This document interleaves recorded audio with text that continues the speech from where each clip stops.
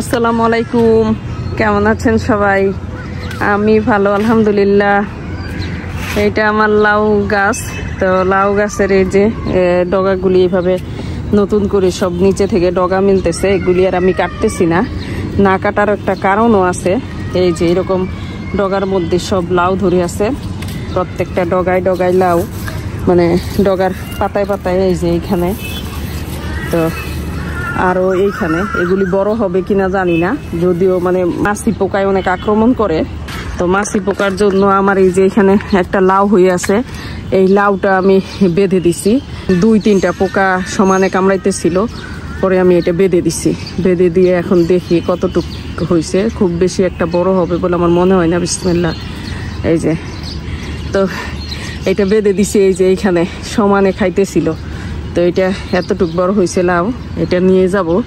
তো এটার ভিতরেও আরেকটা দিছি, কতটুক বড় হয়েছে জানি না। এটার ভিতরেও একটা আছে, এরকম পোকায় আক্রমণ করে।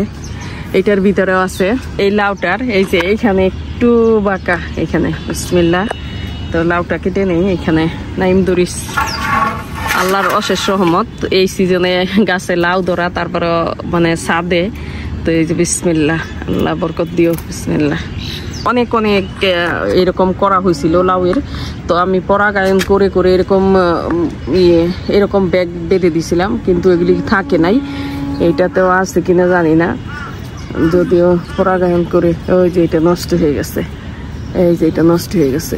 আসলে এত মাছি পোকা, এত মানে স্প্রে করা হইতেছে, তারপরেও আমার এরকম লাউয়ের করাগুলি নষ্ট করে দিতেছে। গতকালের আগের দিনও ঢেঁড়স নিছি, মাশাআল্লাহ অনেকগুলি উঠাইছি। তো আজকে আবার ঠিক ঢেঁড়স উঠানোর মতো অবস্থা হয়ে আছে, ওইদিকেও হয়েছে মাশাআল্লাহ। তো এখন কতগুলি ঢেঁড়স উঠাই নিব।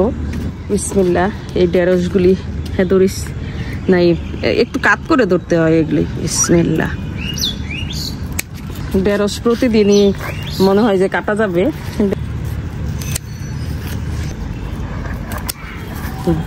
কারণ এগুলি একদিন পরে পরে এগুলি বাড়তি হয়ে যায়। তো এগুলি বেশি সময় নিলে আর খাওয়া যাবে না। এখানে নাই মেজে, এখানে কত।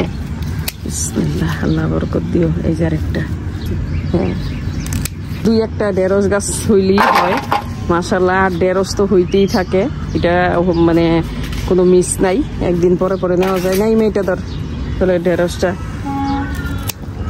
ধরতে হয় কাটার জন্য। এই যে এই পাশে আরেকটা আছে। বিসমিল্লাহ। আর কাটবো না, এইখানে এইটাও বড় হয়ে রয়েছে, এইটাও বড় হয়ে রয়েছে। একটা ঢেঁড়স গাছ এইখানে দিছি, কারণ ওইখানে মাচা করার পর আর জায়গা হইতেছিল না। পরে চিন্তা করছিলাম যে এইখানে দিয়ে দেয়, তো এটা একটু ওদেরকে সারা আলাদা হয়ে গেছে আর কি। না না না, এটা কচি। এখানে ড্রাগন গাছে ড্রাগন ধরতেছে, এদিকে 2টা, ওইদিকে একটা। গতকালও করলাটা দেখে গেছি ভালো, আমি বলতেছি যে কয়েকদিন পরে উঠাই। তো যেহেতু সবজি উঠাবো আরো, তো এটা থাক। তো এই যে এইটা করলাটা একদিনের জন্যই আসলে, এই যে একদিন দেরি হইলে বাড়তি হইলে এই ছাদের গাছের করলা এরকম লাল হয়ে যায়। দুন্দুল আছে মাশাআল্লাহ, দুন্দুলটা অনেক সুন্দর হয়েছে। বিসমিল্লাহ বিসমিল্লাহ। করলা ধরতেছে, এই যে এইগুলি করলার করা। এইদিকেও আছে। ওয়েদার ঠিক থাকলে, আল্লাহ যদি রহম করে, তাহলে ইনশাল্লাহ হবে। উস্তা বাসায় আছে কতগুলি, এখনো রান্না করি নাই।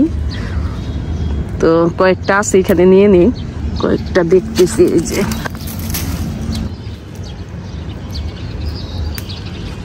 এইখানে আমি 2-3টা ঢেঁড়স গাছ দিছিলাম, কারণ গতবার এরকম তেলের ক্যানে হয়েছিল।